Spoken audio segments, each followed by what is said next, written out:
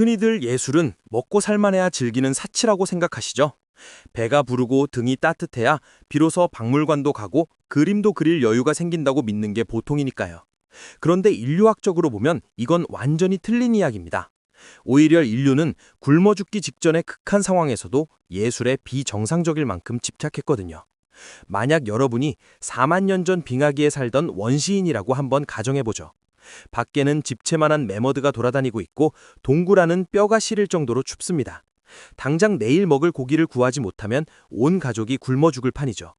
그런데 이런 절체절명의 순간에 여러분은 사냥도구를 만드는 대신 상아를 붙잡고 수백 시간 동안 정교한 조각상을 깎고 있는 겁니다.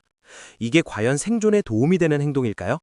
생물학적으로 보면 이건 명백한 낭비고 아주 치명적인 비효율입니다. 하지만 바로 이 비효율이 우리 호모사피엔스를 지구의 지배자로 만든 결정적인 승부수였다는 사실을 아는 분은 많지 않습니다. 정말 흥미로운 관점이네요.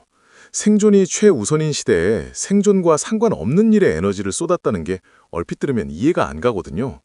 그 에너지를 사냥에 썼다면 더 많은 고기를 얻었을 텐데 말이죠. 맞습니다.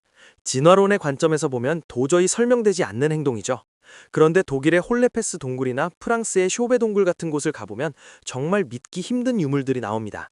예를 들어 3만 5천 년 전에 만들어진 뼈피리가 발견됐는데 이게 그냥 구멍만 뚫어놓은 수준이 아니에요.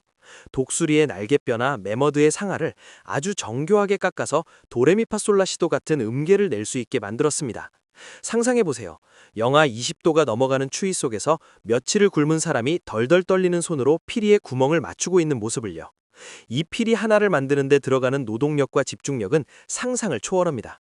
또 다른 사례로 쇼베 동굴의 사자상이나 홀레펠스의 사자인간 조각상을 보면 더 소름이 돋습니다. 사자의 머리에 인간의 몸을 한 조각상인데 이건 현실에 존재하지 않는 존재잖아요. 단순히 눈앞의 사물을 베끼는 수준을 넘어서서 존재하지 않는 것을 머릿속으로 그려내고 그것을 형상화했다는 뜻입니다. 고고학자들의 계산에 따르면 이런 조각상 하나를 만드는데 좋기 400시간 이상이 걸렸을 거라고 해요. 그 귀한 시간과 칼로리를 오로지 아름다움 혹은 상상력을 표현하는 데 다 써버린 겁니다. 400시간이면 거의 보름이 넘는 시간 동안 잠도 제대로 안 자고 조각만 했다는 소리네요. 현대인인 우리도 무언가에 400시간을 몰입하기 쉽지 않은데 그 척박한 환경에서 그랬다니 정말 소름 돋는 지점인 것 같아요. 그들이 왜 그렇게까지 예술에 집착했는지 점점 더 궁금해지는데요. 바로 그 지점이 오늘 이야기의 핵심입니다. 인류가 왜 이런 비효율적인 행동에 집착했는가를 추적해보면 결국 우리 뇌의 폭발적인 진화와 맞닿게 되거든요. 인류의 조상들은 단순히 배를 채우는 것보다 더 중요한 가치가 있다는 걸 본능적으로 깨달았던 것 같아요. 예술은 단순한 장식이 아니라 사피엔스라는 종이 서로를 연결하고 세계를 이해하는 방식이었던 거죠. 피리를 불며 같은 리듬을 공유하고 사자인간 조각상을 보며 같은 신화를 믿기 시작하면서 수천 명의 사피엔스가 하나로 뭉칠 수 있게 된 겁니다. 이건 다른 영장류들에게선 절대 찾아볼 수 없는 능력이죠. 네안데르탈인이 사피엔스보다 체격도 좋고 뇌용량도 컸지만 결국 멸종하고 우리가 살아남은 이유도 여기에 있습니다. 사피엔스는 보이지 않는 것을 믿고 공유하는 예술적 능력을 통해 거대한 사회적 네트워크를 형성했기 때문이에요. 결국 예술은 생존의 결과물이 아니라 생존을 위한 가장 강력한 무기였던 셈입니다. 이 피리 소리가 울려 퍼지는 순간 동굴 안의 사람들은 공포를 잊고 공동체의 일원이 됐을 거예요. 그리고 그 연결의 힘이 우리를 혹독한 빙하기에서 살아남게 만든 원동력이 된 거죠. 그런데 여기서 더 놀라운 사실은 이 예술적 행위가 우리 뇌의 물리적인 구조까지 바꿔놓았다는 점입니다. 추상적인 개념을 상상하고 그것을 손끝으로 표현하는 과정에서 인간의 뇌신경망은 이전과는 비교할 수 없을 정도로 복잡하게 얽히기 시작하거든요. 4만 년 전 동굴벽 앞에서 횃불을 들고 서 있던 그 사피엔스의 뇌 속에선 지금 우리가 스마트폰을 다룰 때 사용하는 것과 거의 동일한 뇌의 영역이 활발하게 움직이고 있었습니다. 즉 예술을 향한 집착이 현대 인류의 지능을 만든 설계도나 다름없다는 이야기입니다. 이 설계도가 어떻게 우리 뇌를 업그레이드했는지 그 과정을 들여다보면 정말 전율이 느껴질 정도예요. 단순히 그림을 잘 그리게 된 수준이 아니라 세상을 추상화하고 논리적으로 재구성하는 힘이 거기서 나왔으니까요. 이게 단순히 뇌가 커졌다는 뜻이 아니라 뇌 안의 지도가 완전히 재편됐다는 뜻이거든요. 우리 뇌에는 전두엽이라는 부위가 있는데 여기가 바로 기획하고 상상하고 추상적인 사고를 담당하는 컨트롤 타워입니다. 4만 년 전 그 척박한 환경에서 예술을 시작했다는 건 이 전두엽이 폭발적으로 활동하기 시작했다는 아주 강력한 증거예요. 사실 침팬지나 보노보 같은 다른 영장류들도 도구를 쓰긴 하지만 그들은 절대로 보이지 않는 것을 그리거나 조각하지 않거든요. 원숭이에게 붓을 쥐어주면 선은 긋지만 그 선에 어떤 의미를 담거나 상징을 부여하지는 못합니다. 하지만 우리 조상들은 달랐어요. 동굴벽에 그은 선 하나가 단순히 짐승의 외곽선이 아니라 그 동물의 영혼이나 내일의 희망 같은 눈에 보이지 않는 가치를 담기 시작한 겁니다. 이 상징화 능력이 생기면서 우리 뇌의 신경망은 전례 없는 방식으로 서로를 연결하기 시작했습니다.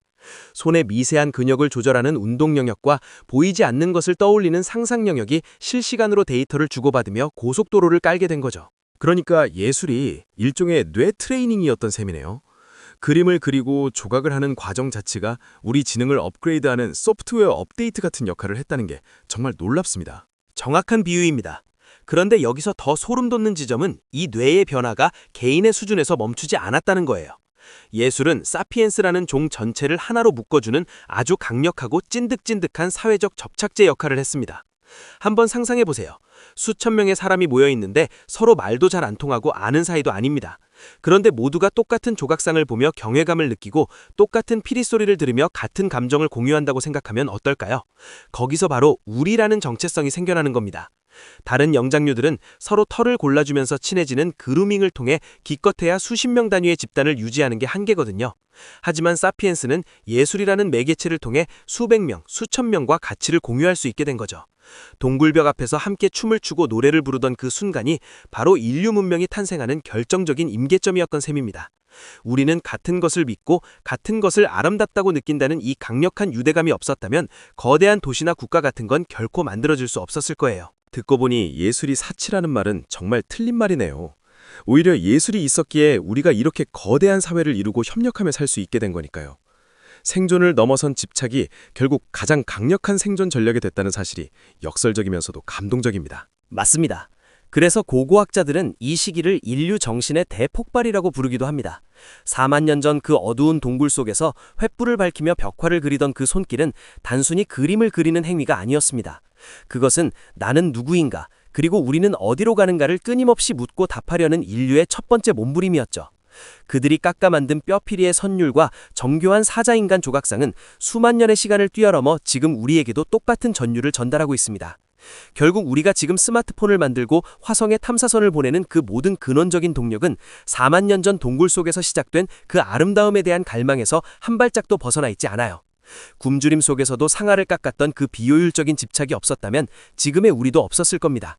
우리는 예술을 꿈꿨기에 비로소 인간이 될 수 있었던 거죠. 어쩌면 4만 년 전 동굴벽에 남겨진 그 손바닥 자국은 우리에게 이렇게 말을 건네고 있는지도 모릅니다. 살아남는 것보다 더 중요한 건 우리가 왜 살아야 하는지 그 의미를 찾는 일이라고 말이죠. 인류가 걸어온 이 장대한 여정의 첫 번째 페이지는 그렇게 차갑고 어두운 동굴 안에서 가장 뜨겁고 아름다운 예술로 시작되었습니다. 그리고 이 강력한 연결의 힘은 이제 또 다른 방향으로 뻗어나가기 시작합니다. 우리가 서로의 아픔에 공감하고 타인을 돕기 시작한 그 경이로운 순간들에 대해서 말이죠. 그 이야기는 다음 장에서 이어서 나누어 보도록 하겠습니다.